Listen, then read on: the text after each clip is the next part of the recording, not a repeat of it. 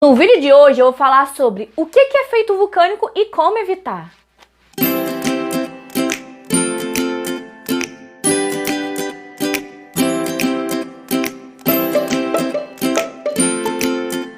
Olá, meu nome é Daniela, eu sou psicóloga e mãe de dois. De um casal, de um menino e de uma menina. O seu bebê começa a chorar de forma incontrolável e não há nada que você possa fazer para conseguir acalmá-lo? O seu bebê chora de uma forma muito descontrolada e você não sabe o que fazer? O choro é muito descontrolado e muitas das vezes acompanhado de vários gritos. Saiba que isso pode ser o efeito vulcânico. Se você quer saber o que é, continue assistindo esse vídeo até o final. Se inscreva, mande para outras mães para que elas saibam o que fazer nesse momento que é tão angustiante para várias famílias. O que é o efeito vulcânico, afinal? Como o nome diz, vulcânico. O bebê simplesmente transborda. Esse efeito ele é causado pelo excesso de cortisol no organismo. O cortisol também é conhecido como hormônio do estresse. Quando o bebê ele não dorme bem durante o dia, quando as sonecas dele são mais curtas do que deveriam, quando ele vai dormir no horário além do horário que ele deveria dormir, tanto durante o dia quanto durante a noite, o cortisol, que é esse hormônio do estresse, ele vai aumentando. Ele vai aumentando. Quanto mais o bebê está cansado, mais vai subindo. O cortisol vai subindo. Chega uma hora que simplesmente transborda. O bebê ele se sente tão exausto que ele não consegue relaxar. E a criança pequena ela precisa relaxar para ela conseguir dormir bem. Se ela não estiver relaxada, ela não vai conseguir dormir. Como ela vai relaxar com os níveis de hormônio de estresse super elevados? Como consequência disso, ela fica brigando com o sono e aí acontece o efeito vulcânico, que é o pico de estresse máximo, caracterizado pelo choro incontrolável e desesperado. A criança grita, chora sem parar.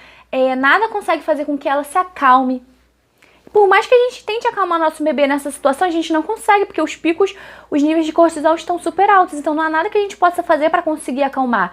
E nessa tentativa de querer acalmar a criança pode ficar mais estressada ainda, porque ela não consegue dormir. Tudo que ela precisa é relaxar para dormir, ela não está conseguindo relaxar para poder dormir. Então, o que fazer nesse momento, nessa situação?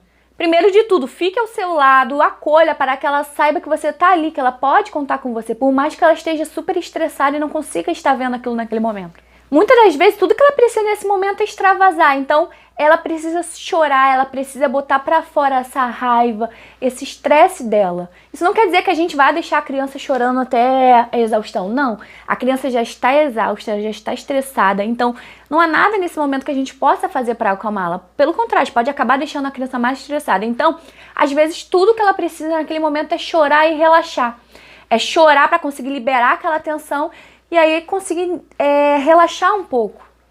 Então, o principal que a gente deve fazer nesse momento é como evitar esse efeito vulcânico. Então, gente, para a gente evitar que aconteça isso, já que quando a criança chega nisso, dificilmente a gente vai conseguir fazer com que a criança se acalme, a gente precisa conhecer os sinais de sono e as janelas do sono da criança. Então, é fundamental que a gente estude sobre sono infantil. Eu tenho aqui vários vídeos, eu tenho até uma playlist inteira sobre sono infantil, então devore essa playlist, se inscreva no meu canal, mande para várias mães.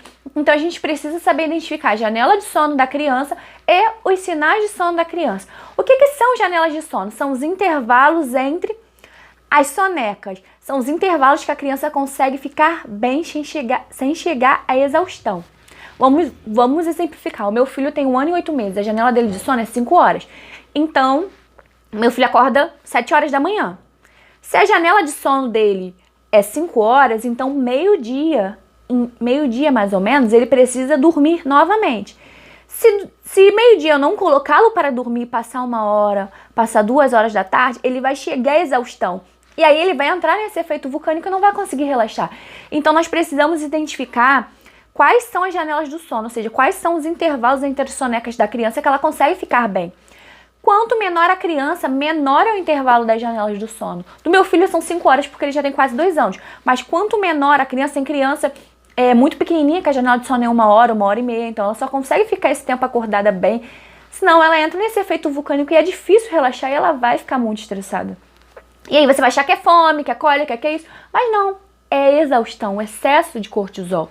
Então saber anotar os intervalos de soneca do seu filho, os intervalos que ele se sente bem, que ele não chega à exaustão, os sinais de sono dele, que é coçar o olhinho, bocejar, coçar a cabeça, chupar o dedinho. É fundamental para evitar que o seu bebezinho chegue nesse efeito vulcânico. Se você achou que esse vídeo te ajudou e você não sabia o que era efeito vulcânico, então se inscreva no meu canal para continuar recebendo vários assuntos sobre desenvolvimento infantil, para você saber o que acontece com seu filho, porque quando a gente sabe o que acontece com a nossa criança, o que se passa dentro dela, quando a gente estuda sobre desenvolvimento de sono, a gente sabe a melhor forma de agir e como agir.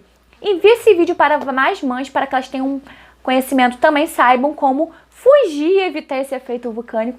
Muito obrigada por assistirem meu vídeo até aqui e até o próximo vídeo.